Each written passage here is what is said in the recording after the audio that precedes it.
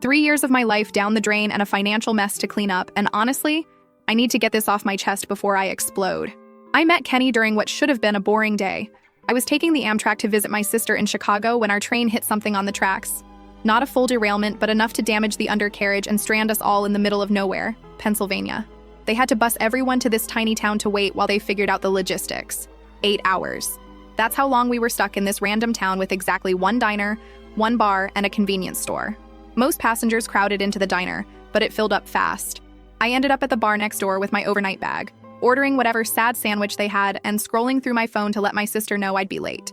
Kenny was sitting 2 stools down, also with luggage. He made some joke about how the universe must really want us to appreciate small-town America.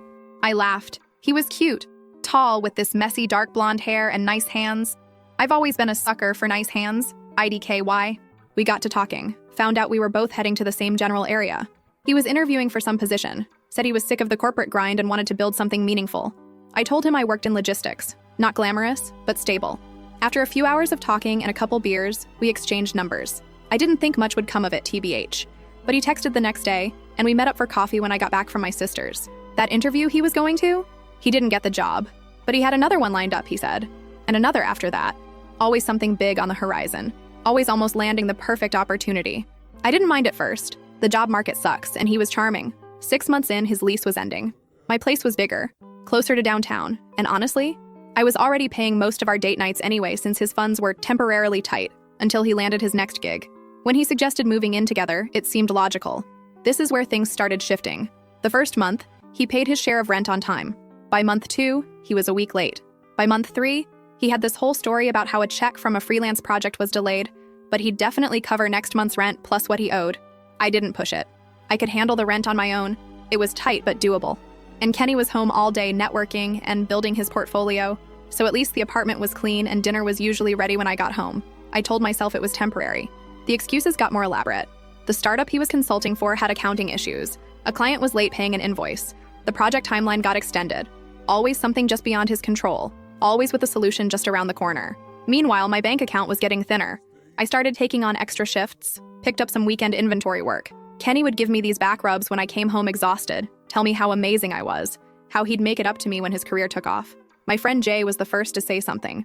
We were grabbing coffee and I mentioned skipping an upcoming concert because money was tight. She gave me this look and asked how long I was planning to bankroll Kenny's lifestyle. I got defensive, said we were a team, that relationships have ups and downs, that he'd do the same for me. But the comment stuck with me. I started paying more attention, noticed how often he used my Visa for small things without asking, how my grocery bill had doubled since he moved in, but my fridge seemed emptier, how he always had money for a new game or drinks with his friends, but never for bills. When I brought up marriage once, just casually after my cousin got engaged, he looked like I'd suggested we jump off a bridge, said he wasn't ready, that marriage was serious business, that we had a good thing going. Why rush? I didn't press it. I should have. Then things got weirdly better for about a month. Kenny started going out more, said he was meeting with potential clients, networking events, catching up with old contacts. He seemed energized, said things were finally coming together. I wanted to believe him. That Friday, my friend M texted me asking if we wanted to grab dinner with her and her boyfriend. Kenny had already told me he had a networking thing, so I agreed to meet them alone. I got to the restaurant early. M was acting strange, kept checking her phone, giving me these weird, sympathetic looks. Finally, her boyfriend R arrived and immediately started talking about some tech event he'd been to the night before. And then he said it. Asked if Kenny had enjoyed the open bar, mentioned seeing him there with his fiancée. I must have looked confused because they all got quiet. M took out her phone, started apologizing, saying she wasn't sure if she should show me or not, but she'd seen something on Instagram that morning that didn't make sense. She handed me her phone. It was some woman's profile I didn't recognize. A blonde named Daria. Her most recent post was from the night before. String lights, champagne glasses, and her hand with a diamond ring. Caption. I said, yes. Can't believe I get to marry my soulmate. I scrolled through her profile. Posts of them going back at least a month. Captions about my man, and date night with the love of my life. In one, they were at the beach from 2 weekends before, when Kenny had told me he was visiting his parents upstate. I excused myself from dinner, told M and R I'd call them later. Went straight home and checked our shared credit card account on my phone. Found charges for restaurants I'd never been to. A hotel downtown from 3 weeks ago. A jewelry store charge from last week, $2,800. That's when it hit me. He'd bought her ring with my money. I sat by the window in our apartment, scrolling through all the evidence until it got dark. Around 9, I heard his key in the lock. He came in, kicked off his shoes like it was any other night, went straight to the fridge, pulled out a beer that I'd paid for. I asked him where he'd been. Just networking, he said. Making connections. Things were looking up. Then I asked if he'd gotten engaged recently. You should have seen his face. First shock, then this weird smirk, like he was almost impressed I'd found out. When I asked if he'd proposed to that blonde girl from the photos, he just shrugged. Said something like, "Look, can we not do this now? I don't owe you anything." I was shaking. "You spent my money, lived with me, and proposed to someone else?" I screamed it at him, loud enough that I'm sure the neighbors heard. And that's when he said it. The thing I can't get out of my head. He rolled his eyes, took a swig of beer and said, "Come on, you really thought I'd give you a ring? You're the kind of girl men settle for when they fail." I didn't fail. I don't remember consciously deciding to hit him, but suddenly my fist connected with his chest. Hard. He stumbled back, spilling beer on his shirt. Before he could recover, I slapped him across the face, leaving a red mark on his cheek. I told him to get out, to pack his stuff and leave. He tried to argue, said I was overreacting. I grabbed his backpack from the hook by the door and started shoving whatever I could reach into it. His charger from the counter, some t-shirts from the clean laundry pile. Threw it at him and told him if he wasn't gone in 5 minutes, I'd call his new fiancée and tell her everything. That got him moving. He grabbed some essentials, mumbling about coming back for the rest later. I told him to coordinate with the landlord because I wouldn't be letting him in again. He slammed the door on his way out. I changed the locks the next day, put his remaining stuff in trash bags by the dumpster, blocked his number, his email, his social media. But the nightmare wasn't over. When I checked my accounts more carefully, I realized how bad the damage was.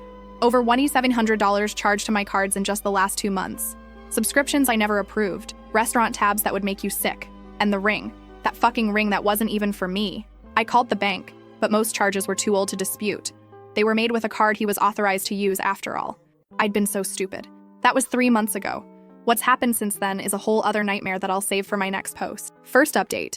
First of all, thank you for all the comments and messages on my last post. I honestly didn't expect so many people to care about my train wreck of a life. But here we are. A lot of you asked what happened after I kicked Kenny out. So grab your popcorn because this is where everything really went to shit. The night after I threw Kenny out, I couldn't sleep. I kept checking the door even though I'd deadbolted it. Around 3 in the morning, I got a string of texts from him that ranged from angry, how dare I embarrass him by putting his stuff outside, to manipulative, we need to talk about this like adults, to pathetic, I have nowhere to go. I didn't respond to any of them. The next morning, I called in sick to work. I needed a day to process and figure out exactly how screwed I was financially. I made a cup of coffee and sat down with all my bank statements, credit card bills, and a notebook. What I found made me literally gag on my coffee. It wasn't just the $1,700 I'd initially noticed. Going back further, I found small withdrawals, random purchases, subscription services I didn't recognize. He'd been slowly bleeding me dry for months. The total damage was closer to $5,400. That's $5,400. On top of the rent I'd been covering, on top of the groceries, on top of the utilities. I called the credit card company again, this time armed with a detailed list. The customer service rep was sympathetic but firm. Most charges were too old to dispute, and Kenny had been an authorized user. The best they could do was remove him from the account and flag any pending charges. They suggested I file a police report if I wanted to pursue it further. I thought about it, genuinely considered it. But the idea of dragging this out, of having to see Kenny again in some courtroom, of having to prove he'd spent my money without permission, when technically I'd given him access, it was too much. I decided to just eat the loss and focus on getting my life back together. That afternoon, I called the locksmith to change the locks. It cost $170 I definitely couldn't afford. But the thought of Kenny coming back with his key was worse than the hit to my already maxed out card. While the locksmith worked, I gathered all of Kenny's remaining stuff and shoved it into garbage bags. His clothes, his stupid protein powder that had been taking up half my cabinet space. I texted him once, telling him his things would be by the dumpster for 24 hours, and after that, they were going to Goodwill. He showed up when I was dragging the last bag out. Perfect timing, as always. He looked like shit, unshaven, wearing the same clothes from the night before. I wondered briefly where he'd slept, then reminded myself it wasn't my problem anymore. He tried to talk to me, saying there were things I didn't understand, that Daria wasn't what I thought, that he'd been planning to break it off with her. I just kept walking past him with the bags. When he grabbed my arm to stop me, I yanked away so hard I scraped my elbow on the brick wall. I told him if he touched me again, I'd call the cops. That shut him up, but I could feel him watching me as I went back inside. The locksmith finished 20 minutes later, handed me my new keys, and I finally felt like I could breathe in my own apartment again. The next week at work was a blur. I was exhausted, jumping every time my phone buzzed and making stupid mistakes that my supervisor kept pointing out. By Friday, I'd caught up on some missed deadlines, but I was running on empty. My friend Jay invited me out for drinks, saying I needed to rejoin the land of the living. but I couldn't afford it. I made up an excuse about being tired. The following Monday, I was called into my manager's office. I thought it was about the inventory report I'd screwed up the week before, but it was worse. Much worse. They were restructuring. My position was being eliminated. They gave me 2 weeks' notice and an insulting severance package that wouldn't even cover next month's rent. I didn't cry in the office. I nodded, signed the papers, and walked back to my desk like everything was normal. Then I locked myself in the bathroom stall and had a silent panic attack for 20 minutes. That night, I called my mom. We're not super close. She lives in Florida with her second husband, and we talk maybe once a month. But I needed to hear a parent tell me things would be okay. She was sympathetic, but not exactly helpful. Said I should never have let Kenny move in without putting a ring on it first. Asked if I'd considered moving back home until I got back on my feet. Moving back to Florida to sleep on my mom's pull-out couch and listen to my stepdad's political rants? Hard pass. I spent my 2-week notice applying for every job I could find. Sent out 73 applications. Got 6 responses, all requesting second-round interviews that never materialized. The rejection email started filling my inbox by the day I cleaned out my desk. The first week of unemployment, I still had a routine. Wake up, apply for jobs, make a cheap lunch, apply for more jobs, go for a walk to save on heating, make dinner, watch something on YouTube, sleep, repeat. By week 2, my bank account was down to 3 digits. I canceled Netflix, started taking shorter showers, ate ramen and eggs for most meals. I called the electric company to work out a payment plan, called my landlord and promised the rent would be a few days late. He wasn't happy, but said he'd wait until the 15th before charging a late fee. The 15th came and went.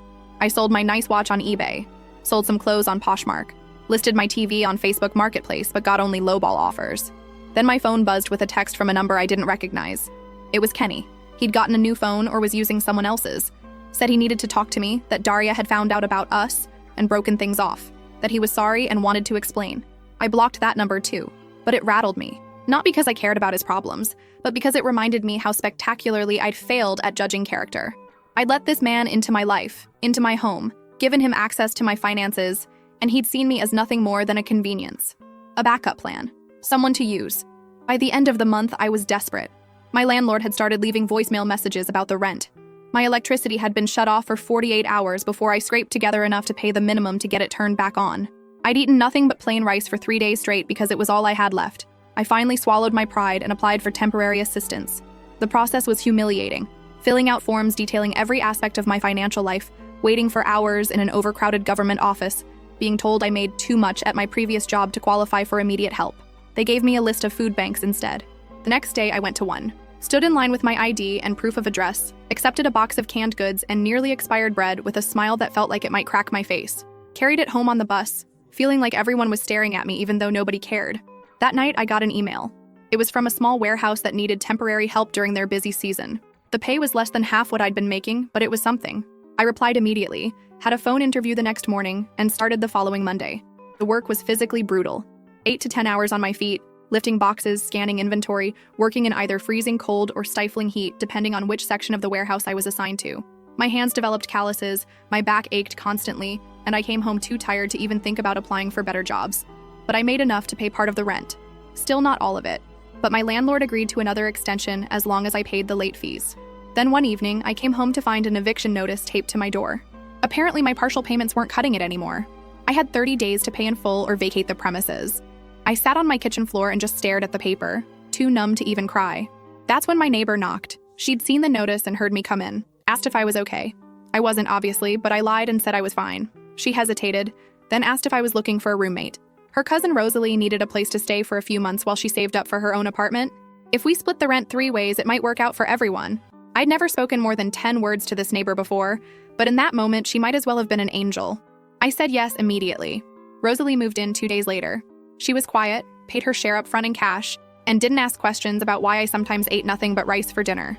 We weren't friends exactly, but we coexisted peacefully in the increasingly depressing apartment. With Rosalie's contribution, I managed to pay off enough of the back rent to stop the eviction process. I was still drowning in credit card debt, still working a job that paid barely above minimum wage, still eating like a college student during finals week. But I wasn't homeless, and that counted for something. Then one day, about 3 months after I'd kicked Kenny out, I was rushing to catch the bus to work when I collided with someone on the sidewalk. I stumbled back, mumbling an apology without looking up. Then I heard my name. It was Kenny, standing there like he'd been waiting for me. He was wearing a fast food uniform, the kind with the hideous polo shirt and visor. I tried to walk around him, but he stepped in my way. Said he'd been trying to reach me, that he needed to talk to me. that he'd made a huge mistake. I noticed his phone was an ancient model, not the latest iPhone he'd always had before. Karma's a bitch, I guess. I told him I was late for work and pushed past him. He called after me, saying he'd come back, that he'd make things right. I didn't look back, just ran for the bus and made it just as the doors were closing. That night, I couldn't sleep. Not because I missed him or wanted him back, but because I was afraid he'd figured out where I lived, that he'd show up again. I wedged a chair under my bedroom doorknob even though I knew it was paranoid. The next morning, there was a letter in my mailbox. No stamp, just my name scrawled across the front. I recognized Kenny's handwriting immediately. I didn't open it, just tore it up and dropped the pieces into different trash cans on my way to the bus stop. But I knew he wouldn't give up that easily. And I was right. Second update. Thank you for all the supportive comments. Reading them during my bus rides to work has been one of the few bright spots lately. Some of you have asked for more details about what happened after Kenny started showing up again. So here goes nothing. After I tore up Kenny's letter, I thought maybe he'd get the hint. He didn't. For the next 2 weeks, I'd spot him randomly, across the street from my apartment building, at the bus stop near work, once even at the laundromat where I'd started going because our building's machines were too expensive. He never approached me directly, just watched. Sometimes he'd wave or try to catch my eye. I'd pretend not to see him and walk faster. My temporary warehouse job turned into a nightmare pretty quickly. The managers kept extending shifts with zero notice, so I'd come in expecting to work 8 hours and end up staying for 12. My feet were constantly swollen, and I developed this sharp pain in my lower back that never really went away. But I couldn't afford to quit, so I just took whatever ibuprofen I could find in the apartment and kept going. Rosalie noticed. One night I came home and literally couldn't stand up straight. She was making some kind of soup and offered me a bowl. It was the first actual homemade food I'd had in weeks that wasn't plain rice or ramen. We sat at the kitchen table, and for the first time, we actually talked. Turns out Rosalie had her own Kenny story. Different name, same bullshit. It was weirdly comforting, knowing I wasn't the only idiot who'd trusted the wrong person. We started having dinner together when our schedules aligned. Just whatever we could cobble together from our sad pantry and the discount section at the grocery store. But it helped. Then one morning in late November, I woke up feeling like someone had hit me with a truck. My throat was on fire, my head was pounding, and I could barely get out of bed. I called work, croaking through an explanation. My supervisor sighed heavily and reminded me that temp workers don't get sick days. If I didn't come in, I might not have a position when I felt better. I dragged myself to the bathroom, took my temperature with an ancient thermometer I found in the medicine cabinet, 103.5. That couldn't be right. I shook the thermometer and tried again, 103.8. I should have gone to urgent care. I know that now. But urgent care costs money, and I had exactly $27 in my checking account to last until payday. So I took more ibuprofen, bundled up in every layer I owned, and somehow made it to the bus. I don't remember much about that day. I scanned boxes. I drank water from the fountain. I hid in the bathroom when the dizziness got too bad. Somehow I made it to the end of my shift. I remember waiting for the bus home, shivering violently even though I was sweating through my clothes. Next thing I knew, I was on the ground. Someone was shaking me, asking if I was okay. It was a teenage girl looking absolutely terrified. I'd apparently passed out at the bus stop. She helped me sit up, asked if she should call someone. I said no, I was fine, just tired. I wasn't fine, at all. I made it onto the bus somehow. Made it back to the apartment building. Made it up the 3 flights of stairs by basically crawling. And then I collapsed on the living room floor, still in my coat and boots. That's where Rosalie found me when she got home from her evening shift. She later told me she thought I was dead at first. I was so pale and barely breathing. She managed to get me into bed, forced me to drink water, and put cold washcloths on my forehead all night. By morning, my fever had broken, but I felt like I'd been run over. Twice. Rosalie had already called my work, telling them I had pneumonia and wouldn't be in for at least 3 days. I tried to protest. We both knew I'd probably lose my job, but she shut me down immediately. Said no job was worth dying for, especially one that paid so little. She was right, but being right doesn't pay rent. I spent the next 2 days in bed, drifting in and out of sleep, worrying about money every time I was conscious enough to worry about anything. On the 3rd day, my phone rang. It was the warehouse. I expected to be fired, but instead, the HR person was calling to check on my pneumonia and let me know about their short-term disability policy. Apparently, Rosalie had not only called in sick for me, but had also marched down to the warehouse in person, demanding to speak to someone about employee benefits. She'd raised enough hell that they'd actually looked into their own policies and found that even temp workers qualified for some basic protections. I got 5 paid sick days. 5. Not enough to fully recover, but enough to avoid ending up back on the floor of a bus stop. When Rosalie got home that evening, I cried. Actually cried. It was the first time anyone had fought for me in, I don't even know how long. When I went back to work, things were different. My supervisor kept giving me the side eye, probably waiting for me to collapse again. But my co-workers, people I'd barely spoken to before, kept checking on me, making sure I took breaks, offering to help with the heavier loads. Word had gotten around about the girl whose roommate raised hell with HR.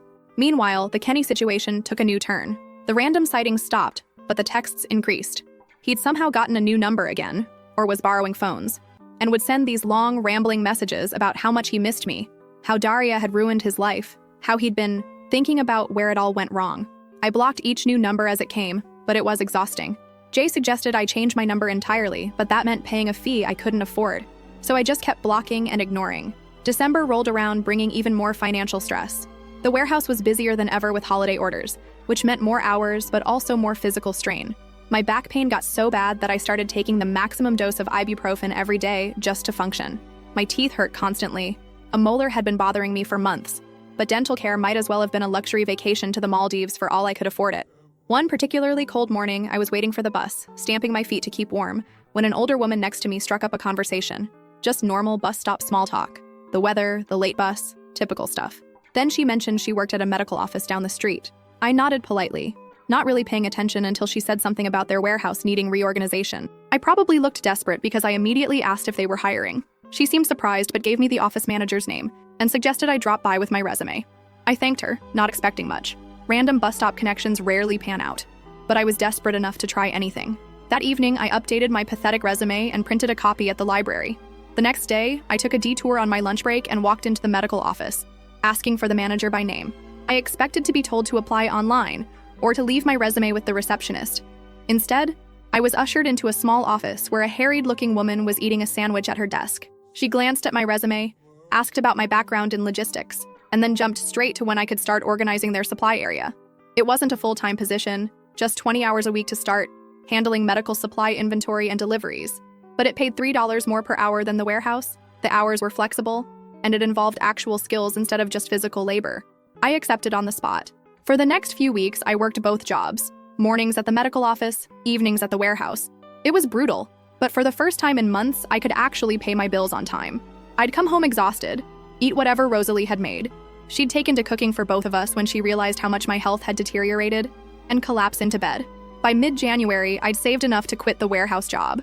My last day, I felt nothing but relief as I turned in my badge. My supervisor seemed genuinely surprised. I think they'd expected me to just keep tolerating the terrible conditions indefinitely. One of my coworkers gave me an awkward side hug and said she was happy I'd escaped. The medical office job wasn't glamorous, but it was steady. The office manager kept finding more hours for me as I proved myself reliable. By February, I was working 35 hours a week and had even been given a small desk in the back where I could track inventory on an ancient desktop computer. With regular paychecks coming in, I started tackling the mountain of debt Kenny had left me with. $20 here, $50 there. It wasn't much, but watching the balances slowly decrease gave me a sense of control I hadn't felt in months.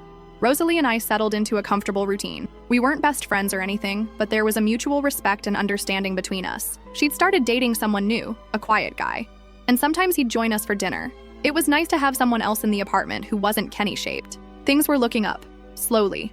My back still hurt, my tooth still throbbed occasionally, but I was making it, one step at a time. Then came Valentine's Day.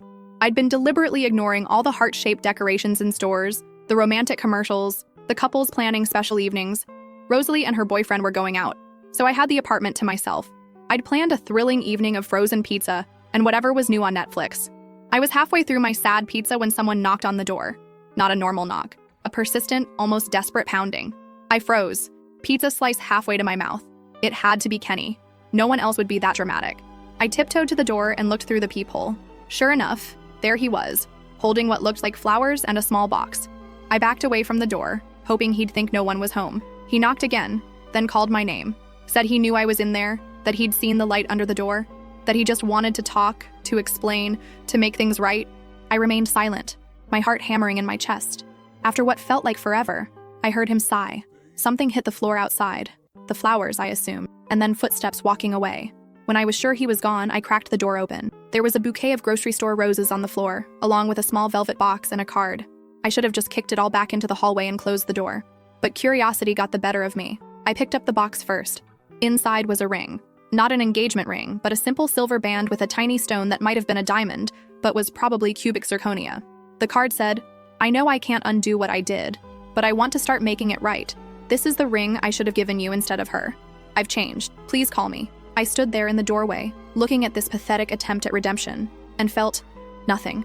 Not anger, not sadness, not even disgust, just emptiness. This man had wrecked my life and thought a cheap ring would fix it? I dropped the ring and card into the trash can by the elevator, left the flowers for anyone who might want them, went back to my apartment, locked the door, and finished my now-cold pizza. The next morning, I woke up to a text from an unknown number, Kenny again asking if I'd gotten his gift. I didn't block this one. Instead, I replied with 2 words, move on. Then I blocked that number too. February turned to March. The medical office continued to give me more responsibilities and hours. I paid off one of my smaller credit cards entirely. Rosalie and I repainted the living room on a Sunday afternoon, covering the dingy beige with a soft gray that made the whole apartment feel cleaner somehow. My mom called, surprised that I sounded more like myself. She even offered to help with my dental work if I'd come visit for a weekend. I was still hesitant. My stepdad and I had never gotten along, but the idea of finally addressing my aching tooth was tempting. And Kenny? He finally seemed to get the message. The texts stopped. The random appearances stopped. I occasionally checked Daria's Instagram and saw she'd moved on with someone new. Kenny's account had been dormant for months.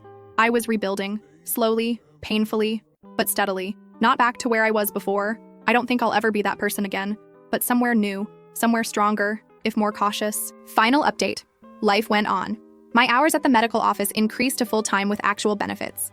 I finally got that aching tooth fixed during a weekend visit to my mom's. Rosalie and I renewed the lease on the apartment, even though she was spending most nights at her boyfriend's place by then. My credit score inched up. I started putting a little money aside each month for emergencies. I even went on a date or 2, though nothing serious. Trust doesn't come back easily once it's been shattered. Then, last month, I got a text from Jay. She'd bumped into Kenny at a coffee shop. Said he'd asked about me, but in a respectful way. Mentioned he was moving to Pittsburgh for a fresh start. I thanked her for the info, but didn't think much of it. Kenny moving away seemed like the best outcome for everyone, which is why I was completely thrown when I opened my apartment door last week and found him standing there, holding a small gift bag. My first instinct was to slam the door in his face, but he looked so different, clean-cut, healthier, wearing clothes that actually fit. He held up his hands immediately, like he could sense my panic, and said he wasn't staying, that he was on his way out of town and just wanted to drop something off. I reluctantly took the bag. Inside was a small box and an envelope. The envelope contained $1,500. The box contained a ring. The ring. The one he'd bought for Daria with my money. The one I'd seen in that Instagram post that started this whole nightmare. He explained that when Daria left him, she'd thrown the ring at him. He'd kept it, initially planning to pawn it, but never got around to it. He wasn't giving it to me as some weird romantic gesture.